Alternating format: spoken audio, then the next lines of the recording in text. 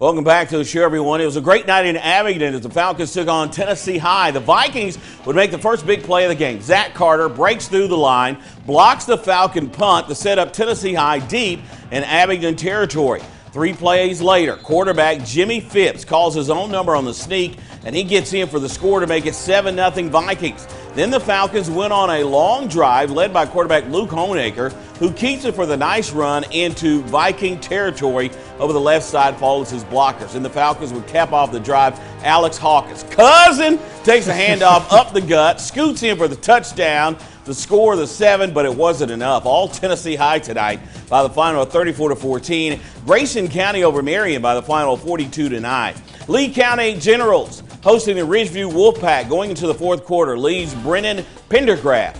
Hey, Teddy. Attempts to throw the ball to Brayden. You don't even know who that is. No, Brayden Hammons for the Wolfpack shows up their defense with an interception from Ryan O'Quinn out of the gate.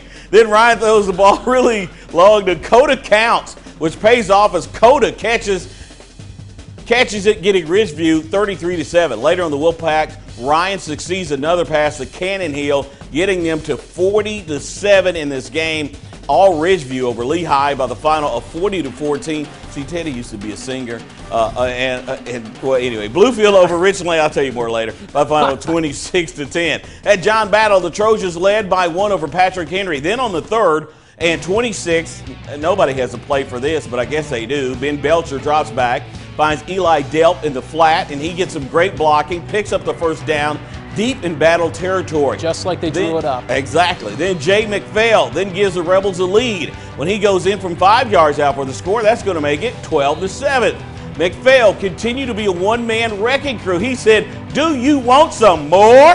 He broke the tackle after tackle and ran the ball all the way down to the battle 10-yard line. A couple of plays later, McPhail. Who else? He would finish off the drive as he scampers in for the touchdown to make it 18-7 at this point as we go to the scoreboard. Patrick Henry over John Battle 54-20, and it was Honaker losing to Grundy 62-21. Nick?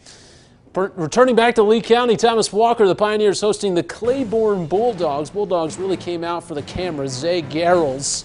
He's going to be faking out Thomas Walker. He allows Josh Bolton to run the ball before quickly here being stopped by Jacob McCurry. That would allow the Bulldogs to come back. There he is. There he is. Yeah. You got it. Zay passing the ball off here to Austin Merle now. That's when the Bulldogs get in for the touchdown. It's all tied at 14. Pioneers' Darren Gully did also try to pass here, but Xander Spears, Josh Bolton, though, able to slip out of his hands before it went down. The Bulldogs' Cole James going to slip by the Pioneers here on the goal line. It's Claiborne with another touchdown. It gets them to 22-14 as we take you to the board. Claiborne over Thomas Walker 36-28 tonight. And Rye Cove over Castlewood 42-7.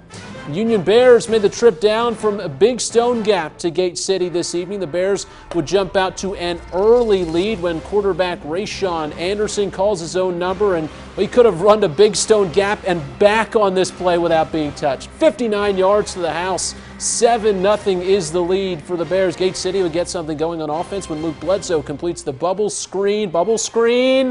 Got a little room to run. He'll take a big gain before he's tackled into the tables and chairs on the side. This isn't WWE. The Blue Devils driving when they have the snap, driving over their heads, falling on it for a 20-yard loss. We head to the scoreboard on this one. Gate City coming away with a win. 23-16 as Graham defeats Galax. The G-men winning 28-14.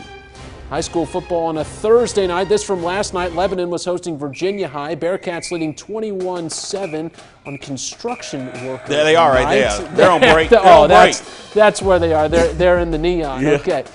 Quarterback design play here, finding the gap, and a touchdown for the Bearcats would give them a 28-7 lead. Then later, it's that same man, Jones, dropping back, finds Dante Worley over the middle, bounces off a couple tacklers and is home free into the end zone to make it 35-7. The Bearcats go on to win this one 42-7. More neon there at the end. Holston winning 50-21.